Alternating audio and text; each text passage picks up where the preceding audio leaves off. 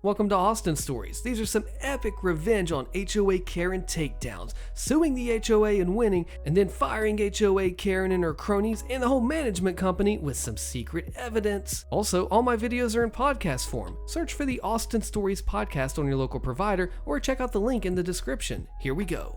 I sued my HOA and won, posted by Mopanic. There seemed to be a lot of posts about wanting to take legal action against an HOA, but very few actually do it. So I thought I would share my story. This is not legal advice. I've been in my HOA for about 15 mostly drama-free years until a few years ago when the HOA changed management companies. The new one decided that they were going to be more proactive on enforcement of violations. Not that things were going downhill, they were not. Everyone's home has basically doubled in value over the last few years. They are well maintained, nice, newer homes in a desirable area. The new PMC, or property management company, got the board to adopt new rules and regulations and new bylaws. The board has essentially been controlled by one old lady for about 10 years. I'll call her Karen. Karen has never liked me and about 6 other families in the neighborhood, and we suspected all along that she would use the new rules to target those that she didn't like, which is exactly what happened. Sometime later that year, we started getting violation notices via email for stupid crap. One was for a package left on a porch. One was for a bag of mulch left out. No fines yet, but that came soon enough. Around the same time that we decided to paint our house. Part of the process to have the color approved is you have to paint a 3-foot square on the front so the ARC can look at it. They rejected it, so we painted another one, resubmitted it, and waited, and waited, and waited. They never approved or denied the second color, so we waited for the 30-day clock to run out, after which you can assume approval. Then the fines started. With no warning, we got an email stating that we had been fined for having, quote, mismatched paint, end quote. Yes, they were fining us for painting the squares that they require in order to approve a color. We were also fined for having Christmas lights in the summer. There have never been Christmas lights on our house. This was just likely an address mix-up. We complained on the HOA's website, but were banned immediately. So far, this was all done via email, but to appeal a fine, you have to send a certified letter to the PMC, which we did, but in the meantime, we spoke to a lawyer who specializes in HOA law. He reviewed our DCCR and all the other documents, and he gave us this advice for the appeal. Just politely say that you do not think that the board has the authority to issue fines. That's it. Don't get into anything further. That's exactly what we did, and the board was gobsmacked at our gall to question their omnipotence and our non-participation in their appeal. They upheld the fines as expected, which made our lawyer very happy. We also learned that someone else had been fined for having too many cars, and someone else got a mowing fine that was intended for their neighbor. This PMC was completely incompetent. Add a fair dose of malice from Karen and indifference from the other board members, and you have the recipe for a cluster crap. What we knew, but apparently they didn't, is that HOAs in Texas do not have a statutory authority to levy fines. That power must be granted in the restrictive covenants, and ours did no such thing. There's also a law, Chapter 209 of the Texas Property Code, which among other things states that before fines can be issued, the HOA must send a certified letter to the owner, giving them an opportunity to cure the violation. They hadn't. 209 also states that all board meetings must be open to all owners, and any meeting where rules, regulations, or bylaws are going to be discussed must be noticed to all homeowners. They didn't do any of that. The HOA was 1.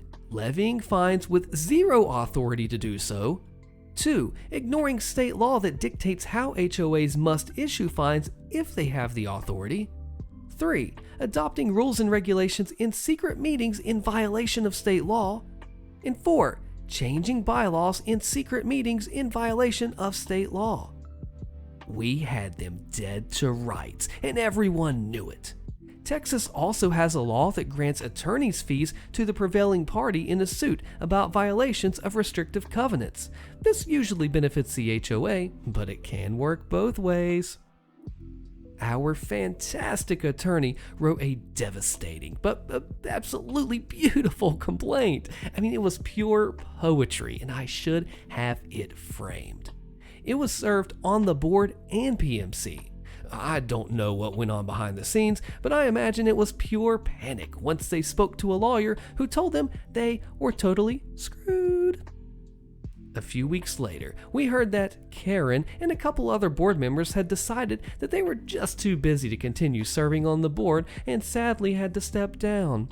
There was an election, and now the board is controlled by the very few people who had been targeted by their BS fines. The HOA lawyer asked to settle. We asked for 1. Refund all fines, late fees, and penalties ever issued to anyone over a violation plus interest. 2. The PMC can no longer have anything to do with violations. They can only do administrative things. 3. Revoke all actions taken by the board in the last 4 years. 4. Add a term limit that prevents Karen from running again for 10 years. It doesn't name her, but it's worded so that it only applies to her. And 5, of course, pay all of our legal fees. We could have gone further, but at this point, the bad board members had fled the scene, so we would just be inconveniencing people who had been on our side all along. This here was an epic smackdown of an HOA Karen who, because no one ever questioned her authority, had gotten way out over her skis, and it felt really good to see her smug butt crash and burn. But a few words of caution are needed. If the HOA had decided to fight, there is a 50-50 chance that we would have lost at the district court level. This is because in Texas, judges are elected and the HOA lobby, CAI, is a huge contributor. Many district court judges will grant summary judgment against any homeowner regardless of the facts. We eventually would have won on appeal, but we had to be prepared to go the distance and pay up to $20,000 or more out of pocket, knowing that eventually we would get it back. And no, HOA lawyers do not work on contingency, and they are expensive as heck. Another word of caution for anyone considering legal action: make sure that you have a lawyer who specializes in HOA law, not real estate law, not your cousin's college roommate who just passed the bar. The deck is stacked against the homeowner, and even with a slam dunk case, it could be ruinously expensive if the HOA decides to go the distance just to screw you over. You are spending your own money to fight. The HOA is also spending your money and that of your neighbors and their insurance company to fight back. A large HOA could spend over $100,000 and make you do the same just to make an example out of you. You need a lawyer who has done exactly this before and knows the HOA law inside and out. At the end of the day, you have to weigh the cost and benefit of a lawsuit just like anything else. In my case, it was worth it because we don't plan to move, and this was the only way guaranteed to stop the BS and get the HOA back on the rails. Woo, OP deserves a gold star because not only did he go in completely armed with knowledge with everyone else backing him up, knowing what to do with this Karen and getting rid of her, you just took on a greater than $100,000 risk to fight this. You spend over 20 grand of your money, yeah, you get it back, but that's a lot of capital to put up front, especially when you're fighting this. You got your family to pay for, your mortgage, all your utility bills and everything. And then this was a huge risk-reward situation for OP and all the friends, and hey, it worked out in the end because Karen and her cronies were out of here. OP and everybody's on the board. They got a great lawyer, and actually a lot of the comments are wanting to know who this lawyer is, and OP says that, well, he's already moved out of state. Please don't ask. OP, you took the risk, came out the clear winner, and took down the HOA Karen, and that's what we like to see on this channel, don't we? HOA vandalizes father's truck, gets immediate justice, posted by Deleted. This happened a few years back. Our HOA has always been known to be sneaky and to flat out give false accusations on homeowners, especially in this day with security cameras, and we can pretty easily spot out who the investigators are. Most recently, a homeowner was told that she was supposed to get approval before she started reshingling her roof.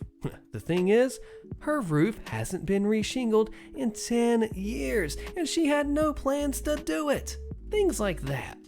Call it just a mistake, call it malicious. Well, a few years ago, we had our time to shine.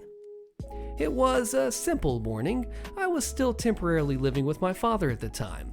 Well, one morning we decided to go out to get groceries when we found that his pickup truck had been smashed into. Nothing was taken, it was just smashed into. In fact, I still have pictures from the day just before the cops arrived. Cops arrived, they do some investigating, and found that a rock inside the truck was from a house down the street. Unfortunately, they couldn't get them to admit to the crime, nor could they prove it was even them. Understandable, criminals will grab things that they find, but it was suspicious. The rock, I should say, was a special kind of rock that no one else in the neighborhood had, some round polished type, very unique. After this incident, I installed a security camera on his house. Well, not 2 days later, we got an HOA violation for a vehicle eyesore that needs to be removed. Just 2 days later. I'm confused how such a letter could have been written up so fast, but I started to suspect foul play. One day, we were home and had a knock at the door. The HOA actually called a code inspection officer. The week hadn't even been over yet, so the parts to fix the truck weren't delivered yet. Now, we weren't paying expedited shipping for damages that we didn't cause, and the truck was so old, insurance would probably just total it. The truck is sentimental to him, so he was not going to get rid of it. I mean, it still ran great. Code inspection tells my father that vehicles which do not run need to be removed. They both stop talking and take a second, and both almost say at the same time, "Don't I know you?" Turns out the code inspection officer went to the same church as my father, and they knew each other. This isn't the malicious compliance yet. We are only just beginning. The officer tells my father if he can show that the truck starts, he's going to write it up as being in code. My father starts the truck just fine as the engine isn't damaged.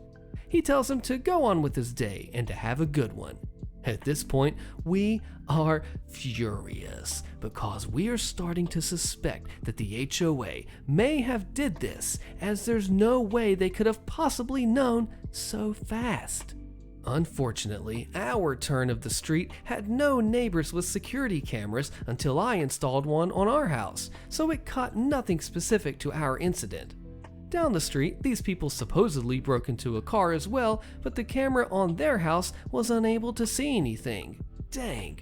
Here's where the fun begins. Fast forward a couple of months, after nothing happened, I decided to install a new dash cam in my car. I found a good one that uses very little power off the battery, and it can activate if there's any bumps to the car, even if the car's off. It just needs to be wired straight to the battery for this. It's a thinkware. A few days later, we got a violation notice for our mailbox being crooked. It wasn't crooked much, but I do remember it recently having an angle. Odd. I mean, I could just fix it, but my car was aiming straight at the mailbox. I'm thinking, no, this could not be possible. It only records if there's a bump. I take out the memory card, and apparently I either didn't configure it correctly, but it was recording the whole time. It never went into sleep mode. I watched as the investigator walks up to the mailbox and pushes it crooked, and then writes down on his tablet his findings and takes a picture for his records. I am appalled at what I see. I have the proof that I needed. Now, for the malicious compliance. They wanted us to come to the board meeting and present what is going on at our address. We haven't told them yet that we had the pictures, but to summarize real fast how our HOA works, the board hires an outside company to do the grunt work. Let's call it Bentry Management. We go to the meeting and we sit down. Bentry Management has the one in control of our account, and I swear to you, she looked like a Karen, so the name fits for her. As time goes by in the meeting, we get to discuss what's happening at our house. We present the timelines and tell them about the truck being smashed, and just 2 days later, we get a letter. We ask what dates the investigator was out for that time. Karen refuses to answer it. She argues ignorantly that we should keep better care of our stuff, as if it was our fault.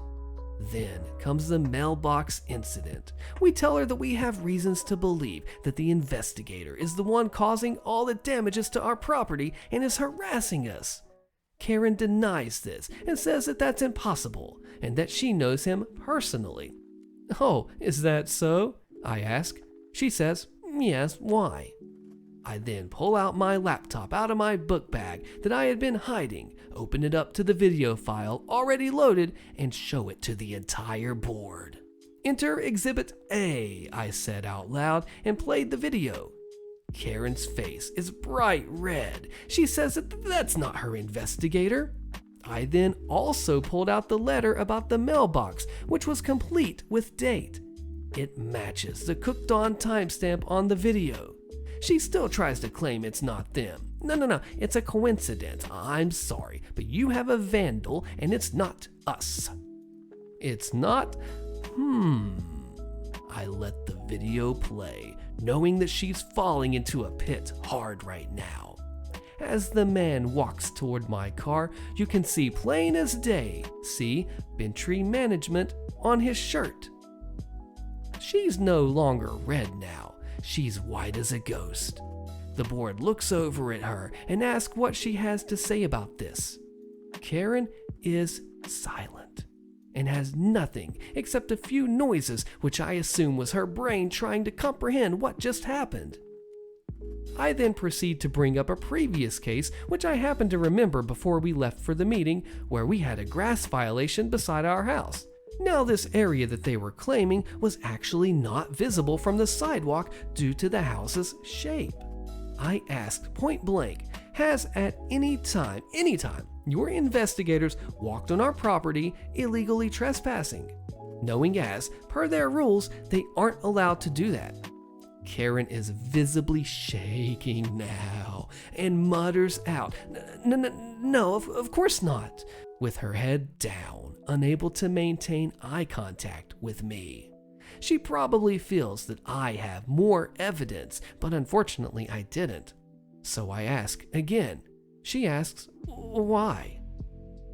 Our neighbor, who are lawyers literally next door to us where the side of this wall was, stands up and says, actually, that's not true. I have witnessed one of your investigators go between our houses and poke around the trash bins. Bingo! I didn't even realize she had this information. I couldn't have asked for better timing.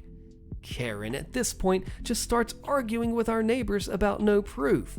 The board proceeds to apologize for the incident, and they were going to discuss what is going to happen in the future about this. At that point, the meeting is over. A month passes, and we get a letter that a new person will be in charge for Bentry Management and new investigators. She was fired that night. Since she was fired, my father tells me that we only get the occasional blip of errors, but they correct it immediately, and they don't bother us really anymore.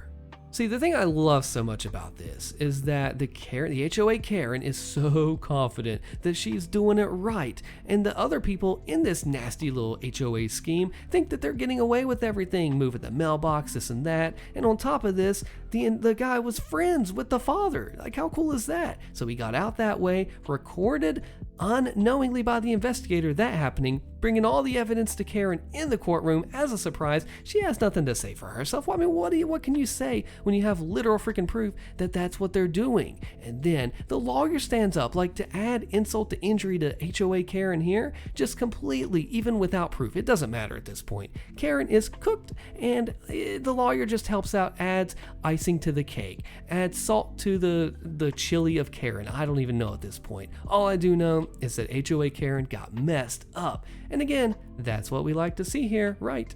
Let me know what you think in the comments section. HOA Karen called the cops on us for doing this to her. Click on the video on your screen so you do not miss this insane fallout. You will love it if you like this story, and I'll see you there.